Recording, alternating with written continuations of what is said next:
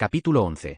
Cardell acorda com suores frios. A palha do colchão pica-lhe as costas, e os piolhos fazem-lhe comichão no corpo todo. Do outro lado da parede de madeira, ouvem-se os gritos de uma criança, que em breve são seguidos da voz de outra criança, noutro ponto mais afastado do labirinto de quartos. A bebedeira da noite anterior ainda perdura, a de quando decidiu celebrar a revelação da liteira no pátio de Steuben. Balança, tentando manter o equilíbrio, enquanto desaperta as calças com que adormeceu e vaza águas para o pinico. Abre a janela e despeja o conteúdo para o pátio de baixo. Lá fora, as nuvens estão tão baixas que a torre da igreja Sorkirkan parece fantasmagórica. O relógio, que só consegue ver quando esforça tanto os olhos que lhe começa a doer a cabeça, diz que passa pouco das 9 da manhã. Precisa de uma bebida. Fora do quarto que Cardell arrenda há pouco mais de meio ano, algumas mulheres preparam papas de aveia entre sussurros. Não sabe os nomes delas, mas dá-lhes os bons dias, pede para beber uns goles de água do balde trazido do poço e depois desce a escada e sai para Gasgrand. Dirige-se para Sodermalmorgrg, onde pode beber a crédito. Por hábito, sustém a respiração quando passa por Flugmotet, ao pé de Kornhamnen. A comporta Roda-Slussen foi construída para permitir a passagem de pequenos navios do Lago Malar. A ponte recém-construída no lado do Saltson, que o povo já baptizou como Comporta Azul, foi terminada há poucas semanas e é vista com desconfiança. Parece demasiado frágil, comparada com a construção maciça de Pólen. Muitos preferem esperar pela vermelha, em vez de arriscarem a vida na azul. Mas não Cardell. Ele próprio não sabe se é por ser mais corajoso ou por dar menos valor à própria vida. Olga se passa ali. Na Sodermalmorgrg há uma grande multidão que caminha numa massa unida para Sentengarbrinkenken. Indiferente, Cardell deixa-se guiar por ela. A avaliar pela exaltação que se sente em frente a Cave Hamburg, é dia de execução. Os vagabundos juntaram-se para gritar insultos ao condenado, que em breve chegará, trazido por um carcereiro, para receber o seu castigo. Cardell faz uma pausa na taberna da porta ao lado e depois segue a multidão ao longo da rua Gogatan e descendo a colina Postmasterbakken, onde os edifícios começam a rarear. Os edifícios militares erguem-se de ambos os lados da rua. Em frente, a estrada segue pela colina de Ammarby acima. No chimo de colina, o catafalso ergue-se contra as nuvens de tempestade, e três postos sustentam a forca number triangulo mortal. A multidão está espalhada em volta, um grupo de 40 homens, mantidos à distância pela guarda da cidade, que os afasta com bastões. No meio do patio, o juiz assume o lugar para ler sentença. Cardell percebe que não vão usar a forca. Não é um ladrão que vai ser enforcado, é um assassino de mulheres que vai ser decapitado. O carrasco faz-se esperar. A sua chegada é anunciada pelas vozes das crianças de rua que correm atrás das rodas, enquanto atiram ao condenado todo o lixo que conseguiram encontrar. O homem é jovem, ainda não deve ter 20 anos, e foi preso por estrangular a noiva por causa de uma galinha roubada. Queria saciar a fome de imediato, e ela queria manter a galinha viva por causa dos ovos. Quando o homem é levado para o meio do pátio, começa a tremer da cabeça aos pés, e uma mancha escura lastra-lhe pela perna esquerda das calças. O público está exultant. Duas prostitutas que Cardell conhece de vista, embora não saiba o seu nome, gritam insultos à virilidade do homem. Ao lado delas grita um homem com o nariz transformado numa cratera apodrecida pela doença francesa, que espelha ranho descontroladamente. O juiz retira-se com a postura mais digna que consegue. Já está a beber de uma garrafa de prata e caminha aos zigue-zagues para evitar sujar os sapatos. O silêncio cai quando a porta da sala do carrasco se abre e ele aparece. Chama-se Martin Royce e tem uma popularidade que resulta de um misto de respeito e desprezo. Traz ao pescoço o capuz que é o uniforme da sua profissão. Embora muitos dos seus antecessores preferissem esconder o rosto, este carrasco não é tímido. O seu rosto é enrugado, mas tirando isso é perfeitamente comum, e os olhos negros são inexpressivos. Ele próprio foi condenado por partir o maxilar a um meio-irmão com uma caneca numa altura em que o cargo de carrasco ficará disponível. Escaparia ao castigo enquanto desempenhasse essa função. A cada golpe do machado ou da espada, aproxima-se mais do seu fim pelos mesmos meios. A cada nova execução, as suas mãos parecem cada vez mais trêmulas, parece cada vez mais bêbado. Dizem os boatos que Royce tentou por fim a própria vida 3 vezes e que, quando a coragem para se atirar para as profundezas de Arstaviken lhe falhou pela 3ª vez consecutiva, decidiu escapar ao machado bebendo até a morte. Isso não o torna menos popular. A sua embriaguez durante as execuções é tida como uma forma de entretenimento. O júbilo aumenta quando os guardas se afastam e Royce entra no pátio. Vem a cambalear e quase cai para trás ao fazer uma vênia exagerada para o seu público. O entusiasmo dos espectadores contagia-o. O mestre Royce, apelido irônico, dada a sua falta de experiência, recebe o machado afiado de um dos ajudantes e agita-o no ar. Royce escorrega na lama enquanto saltita na direção do condenado e levanta o machado, como se fosse cortar-lhe a cabeça a meio do salto e com o condenado de pé. Os dois assistentes que estão junto do condenado baixam-se. Não vá o mestre fazer precisamente isso. A populaça dá vivas e bate palmas. O instrumento da execução é trazido para a frente, um bloco de madeira simples coberto de marcas de machado e de nódoas. O condenado é empurrado para baixo até ter a cabeça encostada à madeira. Um dos ajudantes põe-lhe um pé entre as omoplatas, enquanto o outro lhe prende uma tira à mão direita e a fixa ao bloco. Tem de ser cortada primeiro, para garantir que nenhum condenado passa para o outro mundo sem dor. O carrasco assume o seu lugar. Um homem na parte de trás da multidão interrompe o silêncio para gritar um palavrão. Com um sibilo, Royce deixa cair o machado, mas para a curta distância do braço trêmulo do homem. Royce orgulha-se dos seus talentos artísticos. Limpa o suor imaginário da testa com o braço, apoia ambas as mãos na parte de baixo das costas e alonga-as com gestos exagerados, como se tivesse carregado algo muito pesado. A aprovação da populaça é suficiente para lhe permitir repetir o número 3 vezes. O condenado começou a chorar. Apesar de já não estar amarrado, não se move daquela posição, mas os soluços que lhe agitam todo o corpo são evidentes. Apesar da bebedeira, o mestre Royce tem experiência suficiente para saber que, se não executar a sentença agora, a multidão vai enfurecer-se. O choro transforma-se num grito assustado que acalma até a multidão exaltada. A exultação transforma-se em expectativa. Quando o assistente volta a pôr o pé em cima do condenado, Royce cospe para as mãos, levanta o machado e deixa-o cair sobre a mão com um golpe seco. Ao som dos gritos de dor, um dos assistentes levanta a mão decepada da lama e atira-a para a multidão. Os dedos decepados de um condenado dão sorte. O polegar, especialmente, favorecem os ladrões em detrimento da justiça, e estes são abundantes e supersticiosos. A mão vai ser desmanchada e vendida pela pessoa que conseguiu agarrá-la. Martin Royce cambaleia para frente para dar o golpe fatal, enquanto o condenado solta gritos roucos. Já não parece uma voz humana, antes uma voz vinda de outro mundo, como um eco do lado de lá do nevoeiro. O mestre Royce precisa de várias tentativas para separar a cabeça do corpo. O primeiro golpe acerta no ombro, o segundo na nuca, deixando com o scalp aberto e uma orelha pendurada. É difícil perceber se Martin Royce está a rir ou a chorar quando começa a dar golpes descontrolados com o machado e a gritar a plenos pulmões. Um castigo para ti e um aviso para os outros. Um castigo para ti e um aviso para os outros. Só ao quinto golpe as duas vozes se calam, a do condenado e a do carrasco. Os conhecedores concordam que foi a pior execução do mestre Royce até a data. Concordam que podia ter bebido menos por respeito à profissão. Não vão tolerar muitos mais espetáculos como aquele. Quando o próximo homem justo for condenado à morte, Royce será o próximo a ser executado naquele bloco. Quando o local da execução fica vazio, as matronas vêm recolher o sangue que se acumulou ali. Não há nada melhor para tratar os enfermos. Os assistentes viraram o corpo e levantaram-lhe as pernas para o fazer derramar o máximo de sangue possível e para evitar ensujar-se quando transportarem o corpo para a campa aberta junto à prisão.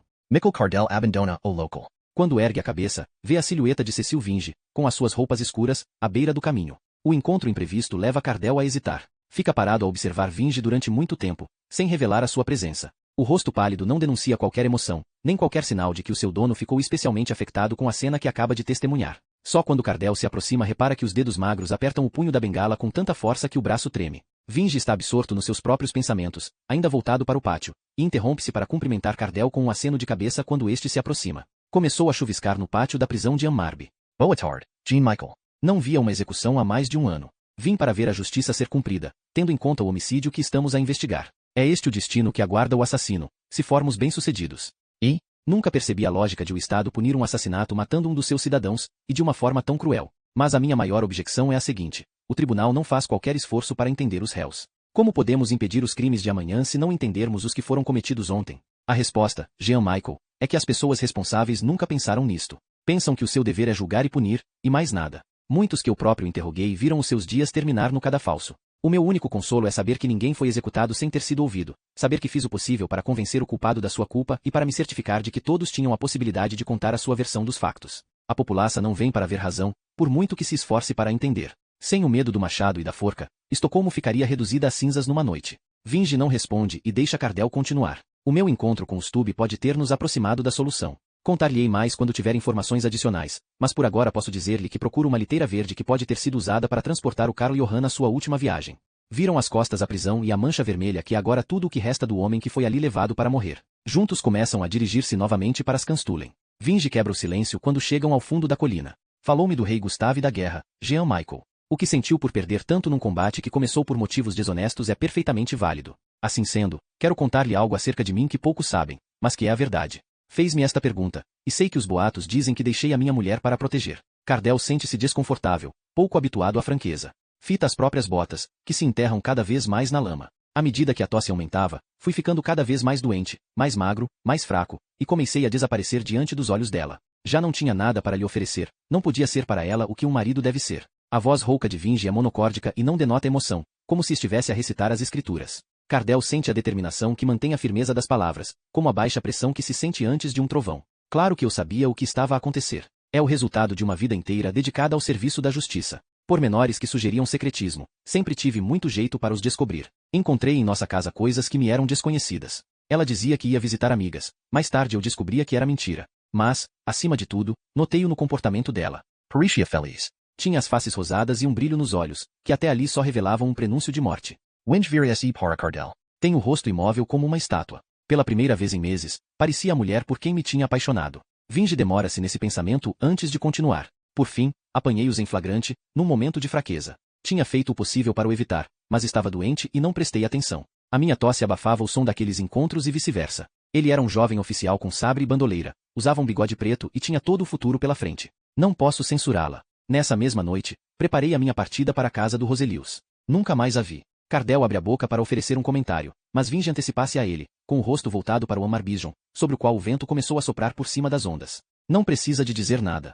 Como o próprio Cardell afirmou quando nos conhecemos, não ando à procura de compaixão. A minha franqueza não é um convite à amizade. Sei apenas que ambos beneficiaremos de conhecer os pontos fortes e fracos um do outro para os desafios que se avizinham. Não há nada mais importante neste momento. Não preciso de palavras de conforto. Não seja meu amigo, Jean Michael. Já não temos tempo para isso. A única coisa que poderia trazer-lhe seria sofrimento. Separam-se na alfândega, onde Vinge apanha uma carruagem. Encontre-se comigo amanhã às 9 no Lila Borsen. O que me disse acerca da liteira parece promissor, e tenho muito que fazer. Tenho esperança de conseguir vingar o Carl Johan. Capítulo 12. Cardell conclui, apenas algumas horas depois de deixar o local da execução, que andar de liteira já passou de moda. Sente emoções confusas. Por um lado, deveria ser fácil encontrar a liteira verde de Stuben, mas a tarefa tornava-se difícil por não ser uma atividade regulada. Não existe uma guilda que supervisione os carregadores, e as liteiras que se viam por toda parte quando era criança foram usadas para alimentar os fogões ou compradas por carregadores independentes que aguardam nas esquinas por clientes. As perguntas de Cardell levam-no a um local perto de Barnangen, na zona de Catarina. Ninguém sabe nada da liteira. Um carroceiro barbudo com uma peruca de crina de cavalo espirra enquanto mastiga tabaco e amaldiçoa os tempos, que o privam do seu ganha-pão. No início do século, nenhum cavalheiro hesitava em fazer-se carregar pelas ruas por dois homens corpulentos. No final de década de 70 do século XVIII, tinha duas dúzias de litiras ao cervico, mas agora o número desrepara turco, e os precos pareciam continuar queda livre. Os homens que no passado usavam libré envergavam agora uma simples grinalda. As cores das liteiras? O velho abana a cabeça com uma expressão amargurada porque o seu nome escrito nelas, em tinta preta sobre um fundo branco, já não é conhecido. Cardell deixa Barnangen com o caso por resolver. Ao anoitecer, homens começam a acender os candeeiros de rua com a ajuda de escadas ou de paus compridos. O cheiro de óleo a queimar sente-se por toda parte, apesar dos esforços do administrador da cidade no sentido de tornar cada bairro responsável pela iluminação e de garantir que os candeeiros se tornam mais espaçados à medida que se afastam de Stadtscholmen. Enquanto anoitecia, Cardell chegou à outra ponta da cidade, uma zona de Ladugardslande esquecida por Deus, nos arredores de Nortul. Seguiu o Hanilen, o fedorento riacho onde a água suja corre por entre aberturas em arcos castanhos, em direção a norte, com as colinas de Brunkebergasen à esquerda e as praias de Traske à direita. A água tem um cheiro horrível, mas nada que se compare com o Faturen. Um pouco de água corrente e um volume superior dão-lhe uma maior capacidade de absorver os dejectos e esgotos da cidade. Para lá de Traske, os edifícios de pedra dão lugar a casas de madeira, e a calçada é substituída por terra batida. A quinta que Cardell procura fica perto de Surbrunnen. Disse que ali vive um carpinteiro que ainda repara e constrói liteiras. O espaço entre as casas está às escuras, mas Cardell surpreende-se ao constatar que ainda há ali gente, apesar de as noites de serem mais frias em outubro. Um homem está sentado nos degraus em frente à porta, e nas sombras por baixo da fachada, um pouco adiante, uma figura corpulenta parece incapaz de decidir em que pé deve apoiar-se. O homem sentado cumprimenta-o com um aceno. É tão largo de ombros como Cardell, mas mais pesado, com uma barriga saliente que ameaça fazer saltar os botões do casaco. O corpo emite uma impressão confusa de força e preguiça. A cabeça é redonda como uma bola, o pescoço, tão largo que cria a impressão de que a cabeça assenta diretamente em cima dos ombros. A boca do homem é larga, os lábios grossos, os olhos são vesgos. Masca tabaco e cospe-o em intervalos regulares. Cardell responde ao aceno com uma pequena vênia. Chamo-me Mikkel Cardell. Peço desculpa pela hora tardia, mas procuro o carpinteiro Vries. E encontrou-o. É o meu nome e o de mais ninguém. Sente-se, vamos, deixe-me oferecer-lhe um pouco de tabaco. Cardell permanece de pé, mas aceita a bolsa que lhe é oferecida. Quando se aproxima mais, percebe que a figura que está de pé é um jovem, apesar de ser grande como um gigante. Ao pé dele, Cardell e o homem sentado nas escadas parecem anões. Cardell percebe que o rapaz deve ser um imbecil. Tem a boca aberta, e um longo fio de baba escorre-lhe do queixo. O seu olhar faz-lhe lembrar o de uma vaca, parado e vazio. Em volta do pescoço tem uma tira de couro, a outra ponta prende-o ao corrimão da escada. Por que está o mestre carpinteiro à porta de casa à noite? O ar da noite é um bálsamo para a alma. E o senhor, o que o traz a mim, carpinteiro Pieter de Vries, aos arredores de Traske, numa noite como esta? Um sorriso travesso cruza o rosto do homem enquanto o tabaco lhe escorre pelos cantos da boca. Procuro uma liteira verde com uma pega partida. Um rapaz de rua em Katavet diz que pensa tê-la visto ser trazida para aqui há não mais de 4 dias. Desenha-se uma ruga de preocupação na testa do homem. Oh, não, caro senhor, não me lembro de nada disso. Lamento muito que tenha vindo tão longe para conseguir apenas um pouco de tabaco. Talvez estivesse a ser levada para outro carpinteiro aqui no bairro? Cardell assente, pensativo. Não há mais nenhum. E também me foi dito que pode ser difícil entender o mestre carpinteiro de Vries porque veio de Roterdão e fala tão mal sueco que é um milagre ter clientes, por muito talentoso que seja. O homem dá uma gargalhada enquanto se ergue do degrau, estica as costas, fazendo-as estalar, e sacode as calças. Ah, é assim? Muito bem. John Scullin admite sempre quando é apanhado a mentir. Cardell faz um gesto na direção do jovem, que continua perdido no seu próprio mundo. Quem é? É o meu irmão, Mens. O Sr. Cardell já deve ter percebido que ele não é bom da cabeça. Sabe, Cardell, o nosso pai e a nossa mãe não vêm de uma cidade grande como o senhor, vêm de uma cidade tão pequena que é difícil encontrar companheiro. Portanto, chegada a altura de casar, o meu pai não viu alternativa senão fazê-lo com a própria irmã. Estes crimes contra nosso senhor não escapam impunes, e o castigo veio na forma do Mens. Matou a mãe à saída do ventre, a maior monstruosidade que a parteira alguma vez viu. Não é grande pensador, mas, se precisar de alguém que consiga levantar uma liteira e de a carregar durante horas sem se queixar, o Mens é o homem certo. E o senhor carrega a parte da frente, presumo? O Sr. Cardell está absolutamente certo. Se os papéis se tivessem invertido, tínhamos ido parar ao inferno antes que o pobre passageiro desse conta. Portanto, sentamo-nos aqui à espera de dias melhores. O carpinteiro disse-nos para voltarmos amanhã de manhã cedo, mas a liteira é o nosso único meio de subsistência, não podemos abandoná-la. Especialmente quando o nosso mecenas sugeriu que os serviços prestados não têm sido satisfatórios ultimamente e que, se alguém aparecesse a fazer perguntas sobre uma liteira verde e o seu paradeiro nos últimos dias, a coisa não ia acabar bem para nós. Supondo que a situação não pudesse ser resolvida de imediato, se é que o Sr. Cardell me entende. E agora aqui estamos nós, o senhor, eu e o Mens. Jensen direita se solta ou não que prende Mens. Dá alguns passos em direção ao centro do pátio, balança a cabeça para um lado e para o outro para descontrair os músculos rígidos e expulsa o ranho das narinas. Solta uma gargalhada, faraz para Cardell enquanto ergue os punhos, cada deles grande como bald. Os ombros e as ancas são enormes, dos anos a marchar debaixo daquela liteira. Não devia ter vindo aqui espiolhar, porque a única coisa que vai descobrir é como o seu caminho acaba. Agora vamos, dê-me um murro para vermos qual é a sua resistência. Cardell vira-se para a esquerda, para manter Jones e Mens no seu campo de visão. O jovem, enorme, parece notar a mudança e salta sem sair do mesmo sítio enquanto solta sons expectantes. Um membro comprido como um antebraço destaca-se ao longo da coxa, dentro das calças demasiado justas. Depois de trocarem ameaças, Cardell dá o primeiro murro. O punho esquerdo, de madeira, atinge com força o lado do corpo de John Scullin e fala dobrar-se de dor. A expressão de surpresa transforma-se numa gargalhada quando apalpa o lado do tronco e fita a palma da mão ensanguentada. Raios o partam, Cardell. Esse golpe foi a valer. As minhas costelas parecem o fundo de uma chaleira. Você tem punhos de aço. De madeira, na verdade. Ah, Cardell, você luta bem. Um homem do meu calibre. Mas isso não pode ser, não é? Temos de melhorar esta rixa. Mens. O irmão estava apenas à espera da ordem, e o ataque súbito é tão simples e imprevisível que Cardell é apanhado de surpresa. Mens lança-se para frente para desferir um golpe a que Cardell não consegue esquivar-se e cai com o peso de todo o corpo em cima dele. Mens senta-se em cima do diafragma de Cardell, e então começam a chover murros. Cardell sente o nariz ser esmagado, uma sobrancelha ficar aberta e o sangue escorrer-lhe para um olho. Jones posiciona-se rapidamente do seu lado esquerdo, e Cardell sente os dedos subirem-lhe pelo antebraço, em busca das tiras de couro que prendem a prótese de madeira. As tiras soltam-se, a prótese sai da sua cavidade, o braço de madeira desliza para fora da manga do casaco, e ele fica indefeso. Por cima do som que às cegas percebe vir dos punhos de Mens a atingirem-lhe o rosto, Cardell ouve o que parece um sussurro afetuoso e vê os lábios de Jones moverem-se junto aos ouvidos do irmão. Os golpes param. Vamos, querido Mens, vamos deixar o Cardell levantar-se para nos mostrar o que vale sem a sua arma secreta. Cardell limpa o sangue dos olhos e pestaneja vigorosamente para recuperar a visão. John Scullin troça dele enquanto atira o braço de madeira por cima do ombro, fazendo-o aterrar contra a parede da casa. Mens começa a rugir enquanto lambe os nós dos dedos para os limpar.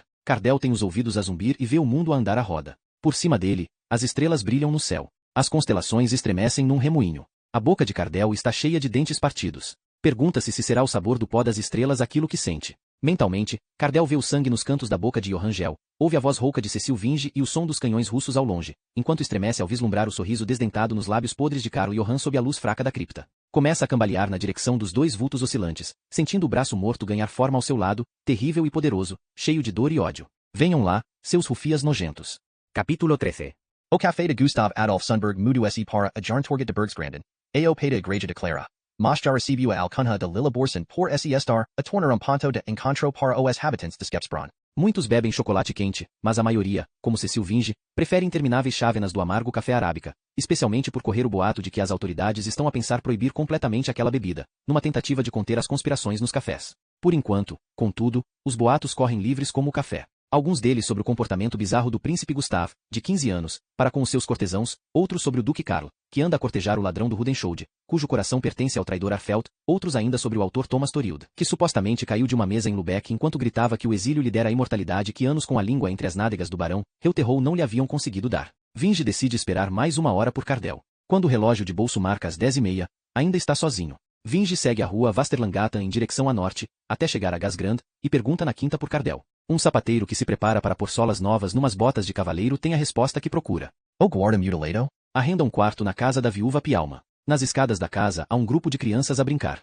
A casa não tem fogões, mas a lareira aberta no último andar é mantida quente por uma rapariga magra de pele amarelada. Teve febre na semana que passou e sabe que Cardell deixou o quarto na manhã do dia anterior e não regressou. Vinge vê-se obrigado a abandonar a casa de Pialman sem ter chegado a qualquer conclusão. A voz da rapariga segue-o enquanto desce a escada. Se o Miquel não voltar até a Pialman vir receber a renda, ela põe-no na rua. Vinge caminha pela rua em direção a Sortorget para se conceder algum tempo para pensar. Sem a ajuda de Cardell, as suas possibilidades diminuem. Fica por um momento junto do poço, onde as crianças e os criados enchem as vasilhas. Quando se levanta para seguir caminho, dirige-se a Slottsbacken e Indebetowska, fazendo com uma paragem pelo caminho. Já é de tarde. As sombras tornam-se mais longas nos corredores em frente à sala do chefe de polícia Norlin, onde Cecil Vinge espera que a reunião vespertina da polícia termine. Vislumbra a silhueta de Norlin pelo vidro da porta e decide esperar para dar tempo ao chefe da polícia para se preparar. Finalmente, uvesi a voz do outro. Um polícia aproxima-se e abre a porta a Vinge. Mande-o entrar. Norlin está sentado a sua secretária adalhada, com a camisa e o casaco apertados at cima e a peruca passada em cima de pilha de papias a sua frente. Não oferece uma cadeira a Vinge, que tem de permanecer de pé. Norlin coca a cabica e esfrega os olhos vermelhos. Ainda não passou muito tempo desde a última vez que falamos. Lembras-te do que te disse acerca das condições deste caso, Cecil? Lembras-te de que e pedi para seres discreto? Em vez disso, decides interromper uma reunião da polícia para me mostrares um padrão impresso num pedaço de tecido. Não viste o maldito barfu da escuta, com o lápis a postos? Não só o vi, como o acordei da cesta para afastar a ressaca e o convenci a vir comigo a Indebetowska, onde lhe prometi que a reunião da polícia daria uma boa história para o extra-posting de amanhã. Norlin pausa a cara em as palmas das mãos. O barfu descreve o que quer entre as suas longas citações da Bíblia, e o Oberg imprime-as sem ver no seu jornal infame. Quanto mais provocadoras melhor. E Estocolmo inteira lê. Por quê, Cecil? O meu aliado, um guarda desgraçado chamado Cardell, parece ter sido afastado do jogo. O meu instinto diz-me que foi porque me aproximei demasiado da verdade.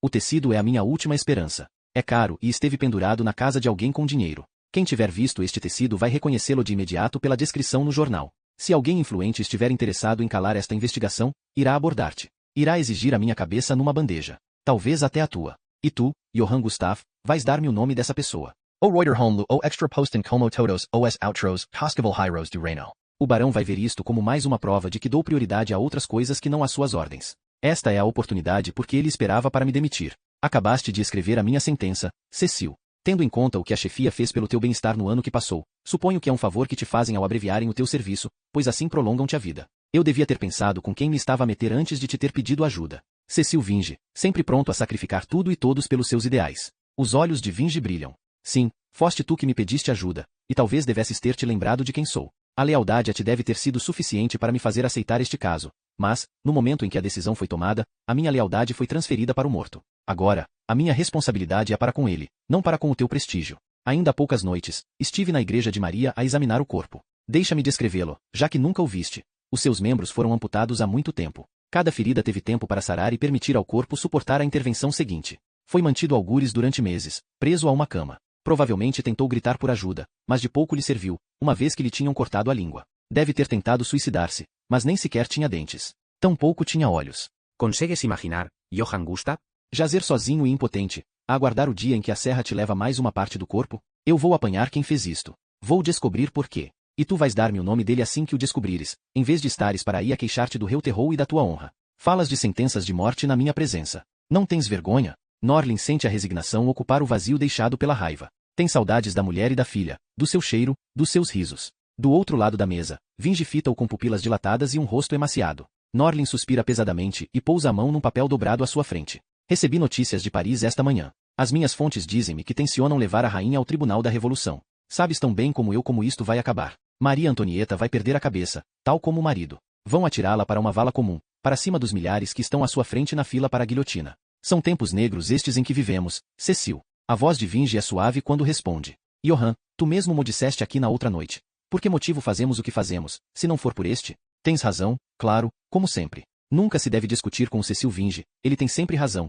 tanto nos tribunais como na universidade. Faremos como queres. Agora deixa-me em paz para escrever uma carta ao Reuterhol, num tom suficientemente submisso para conseguir algum tempo e me adiantar a fúria que vai sentir quando o jornal chegar à rua. Vinge faz uma vênia. Obrigado, Johann Gustav. Capítulo 14. O secretário Isaac Reynold Blom detesta todas as partes de Estocolmo que cometeram o erro de se espalhar para além de Stadsholmen. Lagegardslandet acima de todas. A chuva ao início da manhã limpou as ruas da lama. Miúdos de rua, pedintes e famintos dobram as esquinas a correr, a fugir do homem da foice, que se aproxima. O grupo desaparece no meio dos marinheiros e soldados de uniformes sujos. Devia ter pensado duas vezes antes de decidir ir a pé para a Quinta de Spenska. A água que se acumulou nas poças infiltra-se nas costuras das botas até cada passo fazer parecer que está a pisar manteiga. Blom encontra constantemente razões para amaldiçoar a sua sorte. Apesar de estar há 7 anos ao serviço da polícia, não chega a ganhar 120 riksdaler por ano. Quando foi promovido do cargo de notário para substituir o velho Alquist como secretário da polícia, esperava receber um aumento. Em vez disso, a carga de trabalho multiplicou sem receber mais um tostão. Ouve alguém tossir ao longe. Aquilo acalma um pouco o seu mau humor. Há quem esteja pior do que ele. Cecil Vinge chegará muito mais longe do que ele, mas teria sorte se ainda visse o novo ano. A tosse para quando Blom bate à porta. Quando esta se abre, um momento mais tarde, Vinge parece completamente imperturbável. Ainda assim, do bolso do colete de Vinge espreita um canto do lenço úmido e ensanguentado. Blom fica espantado com a determinação do homem e vai direto ao assunto.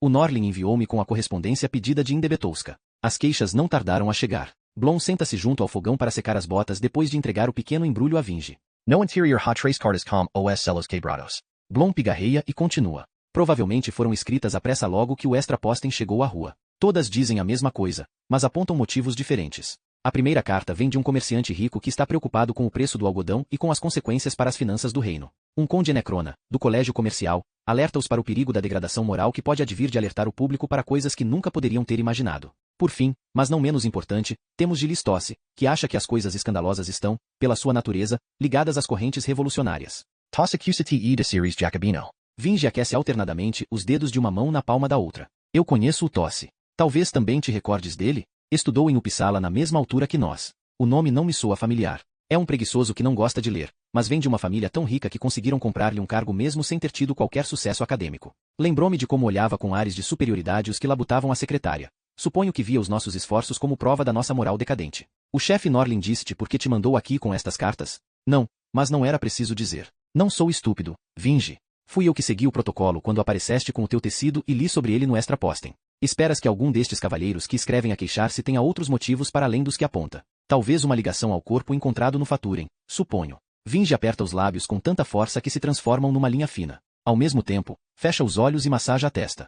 É verdade. Admito que esperava que os nomes me dessem uma ideia mais clara, mas nunca ouvi nenhum deles e não vejo que outra coisa possam ter em comum, para além de dinheiro. Blom esboça um sorriso conhecedor. Mas eu vejo. Só que não há nada de graça nesta vida, e quero algo em troca. Se estiver dentro das minhas possibilidades, é teu, Blom. No dia em que a tua saúde piorar, quero que me avises, e apenas a mim, o mais depressa que conseguires. Há uma aposta acerca da tua morte entre os homens da esquadra. O valor em jogo é 3 vezes o meu salário anual. Se a informação que tens para me oferecer for útil, não me importo que alguém lucre com a morte que vou sofrer de qualquer forma. Enviarei um mensageiro no momento exato em que souber que a febre se aproxima. Agora tu. Blom sente um friozinho no estômago ao pensar na maquia valiosa que poderia melhorar drasticamente a sua situação e permitir-lhe terminar a escrita do já começado Religiones Notwendiget for Samalets Bestan, a necessidade da religião para o melhoramento da sociedade, não no seu quarto gélido, mas em grande estilo, no Class para a Hornet. Depois de uma sucessão de pratos transbordantes trazidos da cozinha. Arenque, borrego assado, guisados. Muito bem. Já ouviste falar de uma sociedade chamada as Eumênides? Sou por alto. É uma das muitas ordens herméticas que fazem caridade com as crianças pobres, se não me engano. Doam fundos aos pobres das congregações mais desfavorecidas da cidade. Correcto. As Eumênides caracterizam-se pela sua grande generosidade, e só os ricos podem pertencer a essa sociedade. Sabes que escrevo poesia. Em tempos conheci um Claes von der Ecken, herdeiro de uma casa comercial, que me pagou generosamente para recitar os meus poemas. O Ecken era membro da Ordem das Eumênides. O seu negócio estava em queda, e, quando tentou abandonar a sua missão caridosa para salvar o seu ganha-pão, os elementos da ordem uniram-se para o arruinar. Espera-se que os membros desempenhem as suas obrigações sem desculpas. O banco exigiu o pagamento imediato dos empréstimos do Ecken, e ninguém aceitou emprestar-lhe dinheiro. Certa noite, apareceu um vagabundo à minha porta a dizer que a quantia que eu receberá para ler os poemas era apenas um empréstimo. Era o Ecken, agora falido. E foi assim que despertou o meu interesse pela Ordem das Eumênides. Um dia tive a oportunidade de ver a folha de registro dos membros. A minha memória é quase tão boa como a tua, Vinge. Os autores de todas as cartas que recebeste pertencem à Ordem. Quase imperceptivelmente, os pés de Vinge começam a bater no chão. A tua história pode ser menos sensacional do que parece. Sabes de onde vem esse nome, Blom? Eumênides? Não. Tive um preceptor que tinha paixão pelos clássicos gregos e que me fez passar horas incontáveis debruçado sobre Ésquilo. Na nossa língua, a tradução dessa palavra é as benevolentes. Na história, é como os sábios se referem às fúrias, as deusas da vingança, para escaparem à sua ira. Blom começa a desejar que a visita termine e que a sua participação seja esquecida. A ganância é a única coisa que o faz ficar. Mais uma coisa. Sei KSE reunam na casa de Kaiserska, ao lado dos Rodobodarna. Vinge começa a andar de um lado para o outro enquanto pondera. Já ouvi o nome dessa casa. É um dos muitos bordéis secretos que tem autorização para assim continuar, com a bênção da polícia, desde que não se ocupem de outras atividades. É um sítio estranho para uma ordem com fins caritativos. Oh, é mais estranho do que isso. Vinge. Sei que a ordem não se limita a alugar o espaço da casa de Keiserska. É dona do edifício. Vinge vira-se para a janela, pensativo, fitando o lado Gardulen, enquanto recorda as últimas palavras que Miquel Cardel proferiu. Lá fora, sob o crepúsculo, o vento abrandou e o Kurkan calou-se, esperando a aproximação da brisa nocturna. Tu que estás tão bem informado, Blom, por acaso não sabe se a casa de Keiserska tem liteiras próprias e se são verdes? Capítulo 15. À noite, as divagações sobrepõem-se ao sono. A luz que incide num ângulo oblíquo sobre a secretária alonga as sombras das peças desmontadas do relógio de Cecil Vinge. Engrenagens e pequenas peças transformam-se em formas semelhantes a insectos que dançam sempre que a corrente de ar agita a chama da vela. Isaac Blom já saiu há muito tempo. A visita obrigou Vinge a conter a tosse terrível que o atormentara durante toda a tarde. O pinico com o vômito manchado de vermelho espreita de debaixo da cama. Dói-lhe a garganta. Esta noite, Vinge não tem disposição para trabalhar no relógio.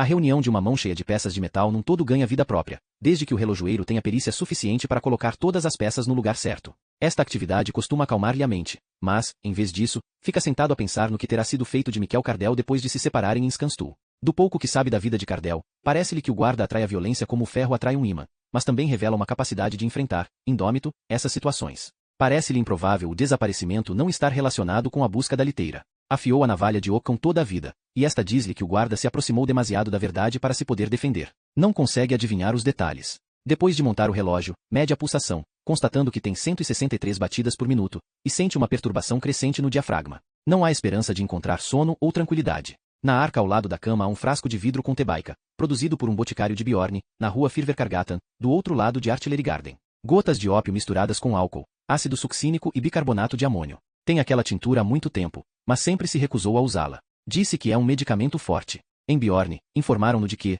se tomasse uma dose considerável, a tintura não só diminuía a dor, como também a capacidade de raciocínio. Pela primeira vez, está disposto a correr esse risco. Mede as gotas da solução de ópio num copo e bebe. Rapidamente, um calor alastra-se-lhe pelo corpo. Começa a sentir uma esperança de alívio. A garganta fica dormente ao entrar em contato com o líquido. Do lado de fora da janela, os últimos raios de sol sobem pelas velas do Kurkan até que todo o moinho desaparece na escuridão. Vinge mergulha nos seus pensamentos. Depois do pôr do sol e mais uma vez com o relógio reduzido às peças que o constituem, Cecil Vinge perdeu a noção do tempo. Não sabe quantas horas passaram, até que se apercebe do erro que cometeu. Cardel Paris tercido eliminado. Algures, terá encontrado um fim terrível. Também Vinge se deu a conhecer através do artigo no Extra Posten. Não seria lógico supor que o assassino de Carlo Johan viria agora atrás de si? Que outra solução poderia ser mais simples do que matá-lo? A saúde de Vinge não é segredo. Uns pulmões doentes que exalam o seu último suspiro depois de semanas a testar os limites do conhecimento dos médicos do hospital Serafimer Lazarete não seria surpreendente para ninguém. Uma visita à meio da noite, uma almofada em cima da cara,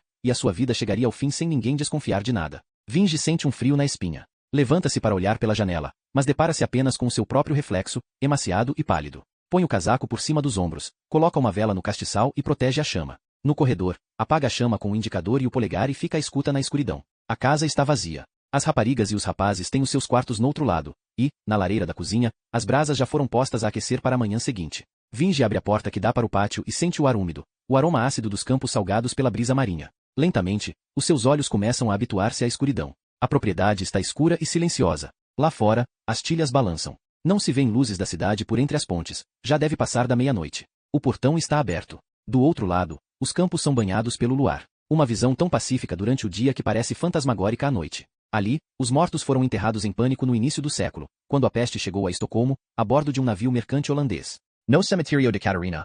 Os mortos haviam sido embrulhados nas proprias rupas de cama e cobertos com calderani uma semana.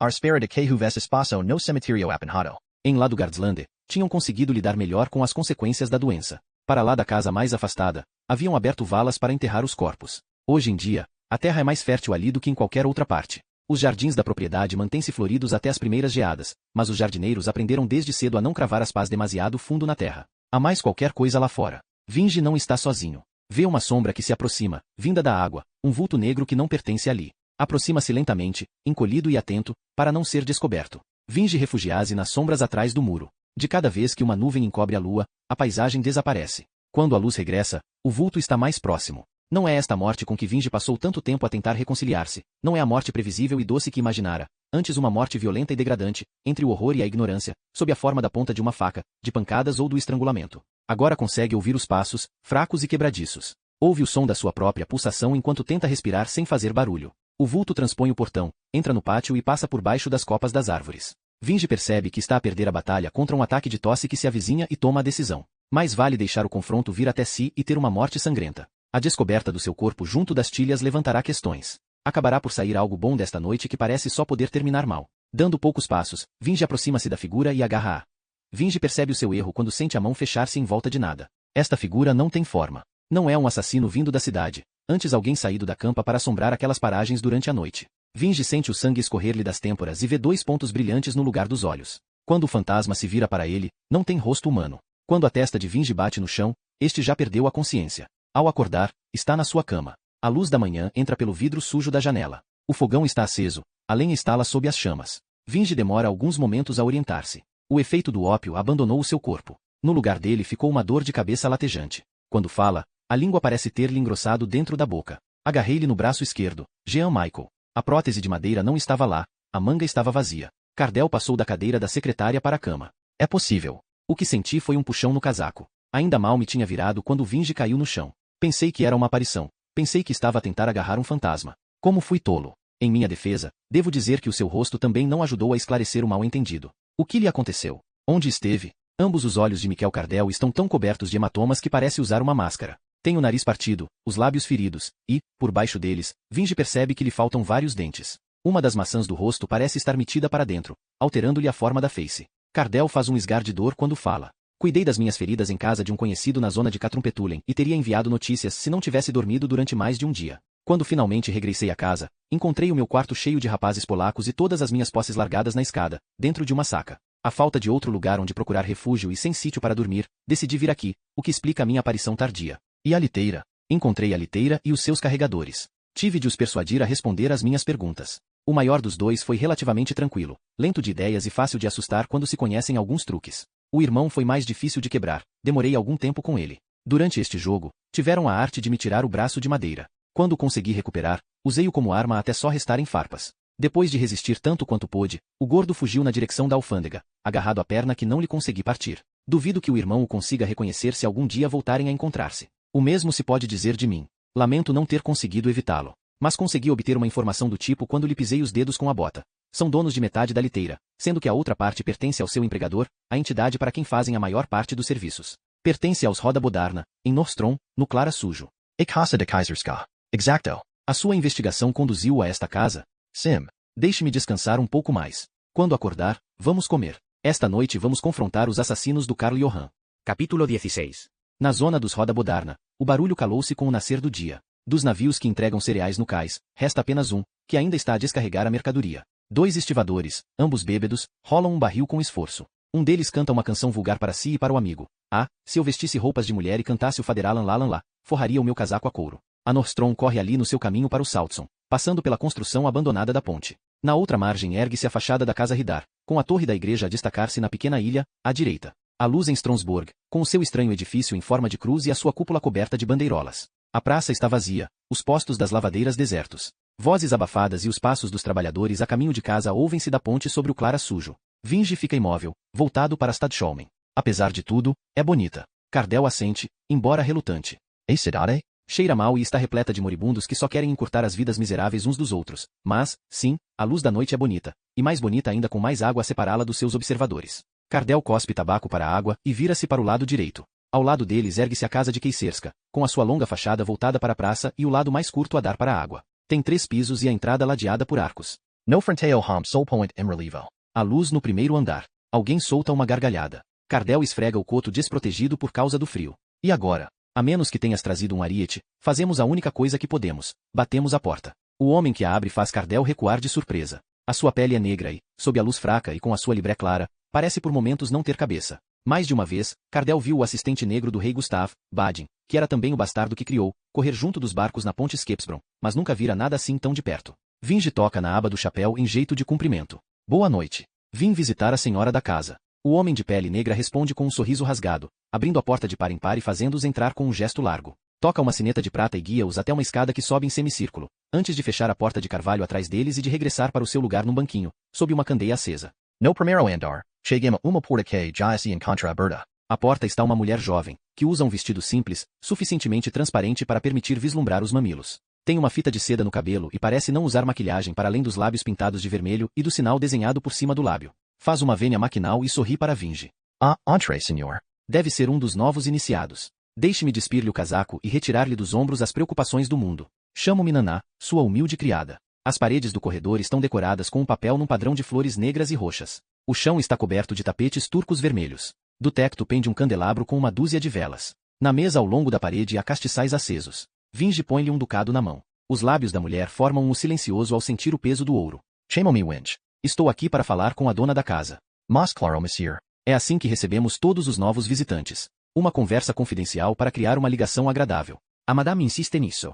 Para melhor poder atender às suas necessidades, precisa de saber tudo acerca de si. Não tem de se preocupar com nada. Estamos aqui para o servir. Peço-lhe que aguarde apenas um pouco, senhor, antes de o levar ao salão. Winge assent. A mulher quebra o silêncio ao fim de um momento, com um gesto para Cardel, que continua parado à porta. Quer castigar o seu criado, Monsieur Vinge? Muitos dos nossos clientes têm essa inclinação, e é algo que podemos providenciar. Diga a madame o que deseja, e será feito. É possível bater na mercadoria? O seu desejo é uma ordem para nós, senhor. Claro que demasiado entusiasmo pode afetar o valor da mercadoria para os clientes futuros, mas, supondo que está disposto a pagar o prejuízo, não há qualquer problema. Entendo. De outro ponto, naquele piso, ouve-se um relógio tocar. Agora, se Monsieur quiser ter a bondade de me acompanhar, quer mandar o seu criado esperar aqui?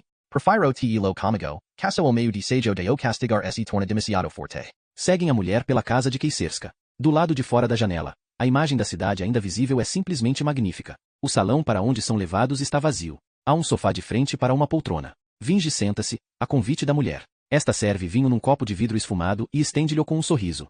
Madame Sachs vira dentro de momentos, monsieur. Espero que não considere um abuso se lhe disser que desejo que voltemos a encontrar-nos em breve. Deixa o salão. Vinge pousa o copo e dá alguns passos rápidos pela divisão, até uma abertura curva coberta por uma tapeçaria na outra ponta. Levanta uma ponta da tapeçaria, revelando um padrão de silhuetas envolvidas em actos sexuais. Jean Michael, penso que estamos prestes a ouvir coisas muito piores do que as que já nos foram ditas. É da maior importância que se contenha, para bem do Carl Johan. Esta Madame Sachs é a nossa única oportunidade de obter informações. Entende? Cardel abre a boca, mas volta a fechá-la sem dizer uma única palavra. Assente, em silêncio, e assume o seu lugar junto à parede. Enfia a mão boa no bolso do casaco e amarra a manga esquerda num nó junto ao coto. É difícil determinar a idade da mulher que, ao fim de alguns minutos, afasta a tapeçaria. Ou é jovem ou mantém uma ilusão de juventude, apesar de já ter uma vida longa. O vestido que usa é esplêndido, um modelo pouco exagerado, com bordados dourados a debruarem uma barra vermelha. Tem o rosto maquilhado com um pó branco que mascara as borbulhas e rugas, mas as olheiras permanecem visíveis por baixo dos olhos. Os lábios formam um sorriso,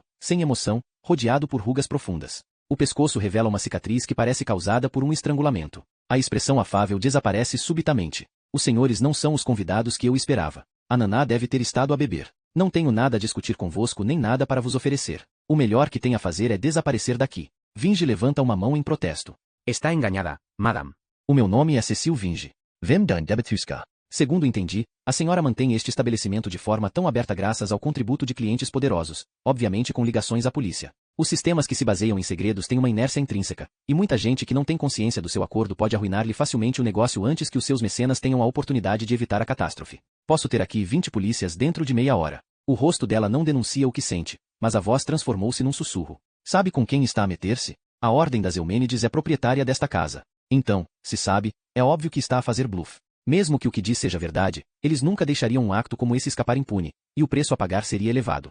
Estu amor de Tizica. O actual chefe da polícia está prestes a ser despedido. Nenhum de nós tem nada a perder. Não me tente. Saki solta um risinho ruidoso. O senhor é jovem e crédulo. Toda a gente tem algo a perder. Mas a sua pequena ameaça só pode significar que quer algo em troca do seu silêncio. Talvez vos veja pelas costas mais facilmente se der em vez de tirar. Vamos, diga.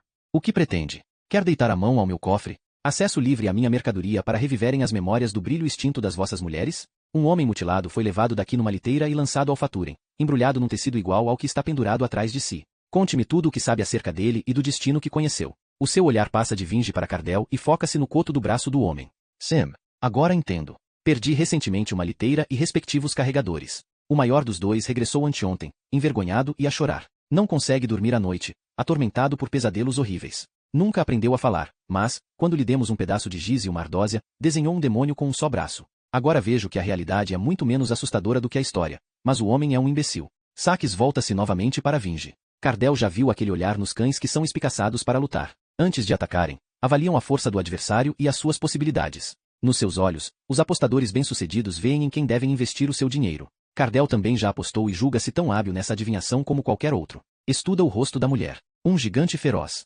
E Winch? Não parece grande coisa, mas os seus olhos dizem o contrário. Não há ali medo. Cardell sabe quem vai ganhar antes de Sakis o perceber. Ela solta uma gargalhada amarga e agita os braços. Quando sorri, os dentes estão pretos da podridão. Olhem para vós. Um fracote escancelado e um aleijado maltrapilho. E atrevem-se a julgar-me. O que é que gente da vossa laia sabe da vida dos meus nobres senhores? Gente que cresceu sob o fardo das fortunas de gerações, à espera de herdar bens, quintas, domínios e títulos? Estes homens foram criados para governar. A responsabilidade é pesada. Precisam de redenção de uma forma que vocês não podem entender. Ainda mal jogaram a primeira ronda da noite e já estão a pedir à criada que lhes pegue no membro, que o esfregue entre os seios e que depois feche os lábios em volta dele. Aos 12 anos, já rodaram a casa toda. Aos 18 sodomizaram todos os criados. Experimentaram todo o repertório da cidade sem encontrarem satisfação e, nessa altura, procuram-me. Mijaram em bocas abertas por diversão, espancaram, torturaram, humilharam e destruíram. Eu posso oferecer-lhes coisas melhores. Damos-lhes tudo o que desejam. Em soiréis especiais, ofereço-lhes o inesperado, uma vez que muitos apreciam coisas que nunca haviam imaginado. Tenho uma seleção de criados diferentes, alguns repugnantes para acentuar a beleza de outros, uns para aumentarem o prazer dos meus clientes com a sua maldade, a sua humilhação, a sua dor ou a sua infelicidade. Tenho corcundas, anões, pessoas com lábio leporino, hidrocéfalos, desfigurados e deformados. Os que exigem pagamento recebem-no, tal como as nossas meretrizes. Outros servem-nos de graça. A criatura no saco era um deles. Em tempos, foi a minha piece de resistance. Não entendem? Melhor do que qualquer outra coisa, era capaz de associar as alegrias da vida, lembrar a cada um dos seus observadores da felicidade absoluta inerente às suas vidas. Alguns contentavam-se em tê-lo por perto enquanto se divertiam. Outros escolhiam usá-lo, desfrutar do que ele podia oferecer, indefeso como era. Não servia sempre voluntariamente, mas não tinha dentes. Riam-se quando o seguravam pelo nariz e o obrigavam a mastigar-lhes os membros tesos e a engolir tudo. Os meus clientes são homens que governam o mundo. O que é o sacrifício de um meio-homem comparado com o seu bem-estar? Vinge sente a tempestade formar-se dentro de Cardell como um magnetismo que alastra pela sala. Pousa o braço sobre os ombros do guarda antes de este dar o primeiro passo e faz sinal a Sakis para que continue. Apesar de toda a sua abominação, ainda retinha parte da sua beleza. O cabelo era bonito, era jovem. O contraste tornava-o popular. Fez-me rica, sem ter tido de pagar um tostão por ele. Por que não haveria de ser a primeira a queixar-me da sua morte? Devo entender que os membros da Ordem das Eumênides não são apenas seus senhorios, mas também seus clientes? Sim. E, antes de os condenarem, saibam que dão a sua riqueza a todas as pessoas desfavorecidas da sociedade. Quem são os senhores para o censurarem pelo que acontece entre estas paredes, quando metade das instituições de caridade de Estocolmo fecha as portas sem dar o menor contributo? Como chegou o homem mutilado até si? Certa noite alguém bateu à minha porta. Era um homem que se recusava a revelar o seu nome, mas que me trazia um presente. A criatura. Não deu qualquer justificação. Disse que era do seu interesse passar os seus últimos dias aos meus cuidados. Pagou-me pela estadia e deu-me instruções sobre como lidar com ele. Não comia sozinho, portanto, tínhamos de lhe abrir a boca e deitar lá para dentro uma papa líquida uma vez por dia. Quando os seus serviços não estivessem a ser requisitados, devíamos mantê-lo num armário. Era cego e surdo. Não tinha olhos, braços, pernas, língua ou dentes. Quanto aos ouvidos, não sei. E ao estado mental? Quem poderia sobreviver a uma coisa daquelas e manter a sanidade mental? Presumi que era imbecil, e houve uma coisa que me convenceu disso. Mencionei que ele se recusava a comer. Havia uma exceção. Comia as próprias fezes sempre que defecava e conseguia fazê-lo sempre que não estávamos a controlá-lo. Quem faria uma coisa dessa se não tivesse perdido o juízo? E depois? More. Madame diz fez assim dele. Foi como diz. Embora o alimentássemos, foi ficando mais emaciado de dia para dia. Certa manhã, parou de respirar. Não estava na nossa casa há mais de 4 semanas. Por que o faturem? A Nordstrom passa mesmo em frente à vossa casa. O meu estabelecimento já teve necessidade de se livrar de vestígios noutras ocasiões e teve más experiências quando fez como o senhor sugere. O que é deitado à água aqui tende a dar a costa na maré alta, e em trás que os pobres pescam coisas que não querem saber se engordaram a comer a própria merda. Só um idiota se poria a vasculhar no faturem. Cardell atravessa o salão antes de Vinge ter tempo de reagir. A sua mão boa aterra no pescoço fino da mulher. Os seus dedos quase se unem atrás do pescoço. E que tal é a sua capacidade de nadar, madame? Talvez devêssemos ver se dá a costa em Skepsholmen ou se segue viagem pelo Saltson. Já vi afogamentos suficientes. Ouvi-os gritar enquanto se debatiam para engolir a sua última golfada de ar. Muitos dos que nunca manifestaram culpa confessam os seus pecados nesses momentos. Pergunto-me como soaria a senhora. Não tenho medo de gente como vós. Se me contasse entre os vivos, estaria noutro lugar, feliz e livre, e não a colecionar lixo nos arredores deste lugar nojento a que chamam cidade. Sakis cospe-lhe no rosto. Surpreendido, solta-a, e, quando limpa o cuspo dos olhos, Vinge posiciona-se entre eles. É a ele que a mulher se dirige quando volta a levantar a voz, rouca do estrangulamento. Ponha-se daqui para fora e leve o maneta consigo. Vejo que o túmulo já o aguarda com impaciência. Pode dar graças por o seu contato com as Eumênides terminar aqui, porque não tem nada a ganhar em enfrentarem-nos na sua superioridade. Quanto à pessoa que me entregou a criatura no saco, agora sabem tanto como eu. Nunca a tinha visto e não voltei a vê-la. Cumpri a minha parte. Agora cumpram a vossa. Lá fora, escurece entre os rodobodarna. Não se vêem estrelas no céu. Mais abaixo, em Kungstradgarden, algo é celebrado com luzes. Todas as janelas do arsenal estão iluminadas. É Cardell quem fala primeiro. Quando tudo isto terminar, volto cá e mato aquela mulher. Vinge responde com um tom ausente, como se não quisesse deixar-se distrair pela voz de Cardell. Ouviu o que ela disse tão bem como eu. Jean Michael. Se voltar a encontrá-la aqui, será porque ela decidiu aceitar a morte. Estará a fazer-lhe um favor. Vinge tropeça na calçada, senta-se e pousa o rosto nas mãos. Demora algum tempo a falar novamente. Receio que tenhamos chegado a um beco sem saída. Preciso de tempo para pensar, e é exatamente aquilo que menos tenho. Há algo que me escapa, que se agita nos limites da minha compreensão, como um pesadelo passado. Não consigo vê-lo com clareza, por mais que tente. Cardell demora algum tempo a responder. Uma mão invisível torceu-lhe o pescoço e corta-lhe a respiração. O coração enche-se de terror, sente-se tomado por um medo que não consegue explicar ou contrariar. Na escuridão, o braço esquerdo ganha forma e lança ondas de dor latejante pelo ombro acima. Tem de fazer um grande esforço para manter a voz firme. Tem de haver alguém que saiba mais, alguém cuja existência ainda desconhecemos. Cardell virou-se para esconder a deformidade. A atenção de Vinge desvia-se quando mergulha nos seus pensamentos. Sim. Sem essa pessoa, a nossa missão parece condenada a falhar. Está disposto a desistir? É isso que está a dizer? Vinge tira o relógio do bolso do casaco. Mal consegue ver o mostrador sob aquela luz fraca e, com o olhar fixo naquele círculo, conta os segundos ao mesmo tempo que encosta 2 dedos à carótida, sob o maxilar. Ao fim de 1 minuto, contou 180 batimentos. Volta-se então para Cardell, para finalmente responder. Não. Mas o tempo começa a escassear.